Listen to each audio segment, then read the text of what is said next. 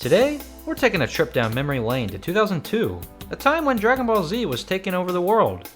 While we had plenty of Dragon Ball Z games before, they were mostly 2D, or just not so great. Then came Dragon Ball Z Budokai. For many of us, this was the first time we saw our favorite characters in full 3D, and man, did it feel special. This game is a massive part of my childhood. I actually remember one night, me and my brother were finally taking on Frieza. It was super late, we were supposed to be asleep, but we managed to pull off a win. We were so hyped, but we had to celebrate in total silence so our parents didn't catch us. If you grew up with a sibling and a PS2, you know exactly how that feels. Let's talk about all the modes that this game has to offer, starting with the heavy hitter, Story Mode. This game covers 3 major sagas, the Saiyan, Namek, and Android sagas. Unlike later games that just used text and still images, Budokai gave us fully voiced 3D cutscenes that felt like watching the anime. One of the coolest parts is the what-if scenarios you unlock later. Ever wondered what would happen if Frieza actually got his wish for immortality?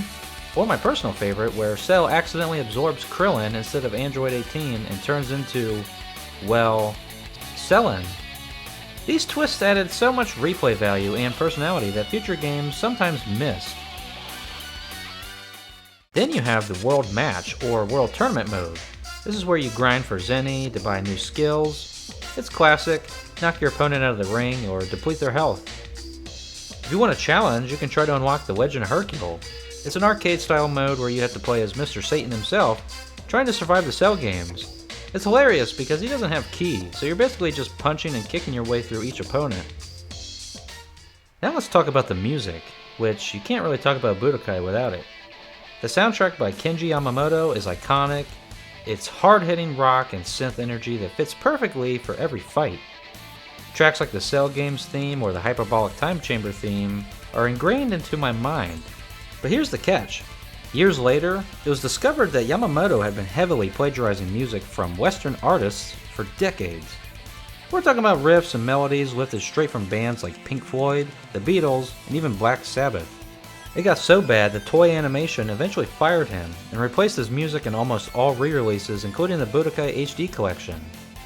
It's a weird feeling, loving this music for the nostalgia, but knowing it was basically stolen.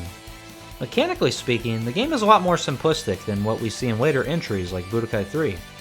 It uses a skill capsule system, where you customize your character's moveset using a 7-slot tray. You can equip anything from a Sensu Bean to a Kamehameha. While the combat can feel a bit repetitive today, the burst zones and the impact of the ultimates still feel great. We have to talk about the absolute broken AI later in the story in this game. Early fights are a breeze. The AI in the final sagas though, for Frieza and Cell specifically, they're straight up relentless.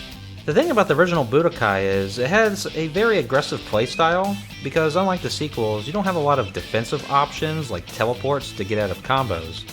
The AI knows this, and they'll stay in your face, often pulling off combos and supers the second they read your button inputs. While Dragon Ball Z Budokai 1 isn't the most technical fighter by today's standards, it had soul that started the golden age of Dragon Ball Z games.